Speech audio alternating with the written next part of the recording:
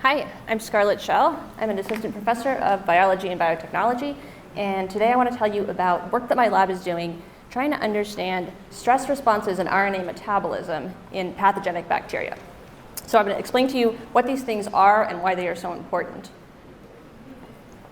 First, I want to highlight the people who actually do the work. Here's my postdoc, my PhD students, and my undergrads, and these are the people who are putting in long hours in the lab to make this work actually happen. So we're interested in Mycobacteria. This is a group of bacteria that include the pathogen Mycobacterium tuberculosis, which is what causes tuberculosis, the disease. So we don't hear a lot about TB in the United States anymore, but in other parts of the world it is still a huge public health problem. There are over 10 million new cases each year and 1.6 million deaths. There is no other pathogen on Earth that kills this many people each year. Part of the reason why this is true is that TB is really difficult to cure. It takes 6 months or more of multi-antibiotic therapy to fully cure TB. And this is problematic because these drugs have toxic side effects and because this is logistically really challenging, especially in developing countries where TB is still a major problem. One example of such countries is Peru. I took these pictures when I was in Peru back in grad school, and when I was there, I had the opportunity to meet TB patients face to face and see people who are fighting for their lives against this disease. And this is a big motivation for the work that I do today. So why is this true? Why is it so hard to cure TB? Essentially, why are we so bad at killing these bacteria? Well, part of the reason has to do with what happens to the bacteria when they encounter stress. So you might think of stress as something that you experience, but bacteria experience it as well, especially in the context of infection. So here we're looking at what happens inside the TB infection.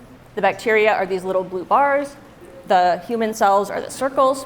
Some of these are immune cells, and they're attacking the bacteria by depriving them of oxygen and nutrients, attacking them with reactive chemicals. And the bacteria have to respond to these stressors in order to survive. And some of these responses affect what happens when the bacteria then encounter antibiotics.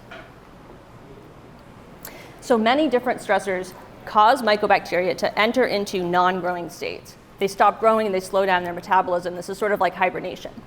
And in these states, the bacteria are much less sensitive to antibiotics. So they can survive long periods of time in the presence of antibiotics. And over time, they can even acquire mutations in their genomes that make them resistant, able to grow in the presence of antibiotics. And that's an even bigger clinical problem. So my lab is interested in trying to understand the fundamental biology of how these stress responses occur in the first place. Most stress responses require regulation or changes in gene expression. So gene expression is the process in which information encoded in genes in the DNA is used to make proteins. And proteins are the molecules that really carry out most of the functions inside a cell. So when a cell experiences a change in conditions or stress, it needs to respond by changing which proteins it's making. To do this, the information in the gene first needs to be made into an mRNA copy. This process is called transcription. The information in that mRNA is then used to make a protein. That's the process of translation. So if a cell, the amount of protein that's going to be present in a cell is going to depend on the amount of that particular mRNA that's present. So if a cell wants to change how much protein is there, it needs to modulate the levels of mRNA. And it can do this in one of two ways.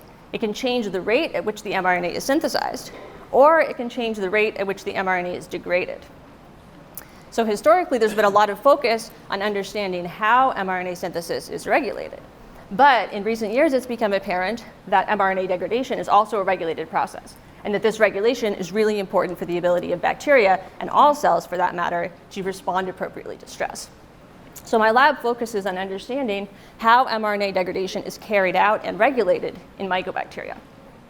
And the big picture application of this work is that if we can understand how these stress responses occur at a molecular level, we could potentially design drugs that block them, thereby making the bacteria more sensitive to antibiotics and potentially shortening the course of treatment.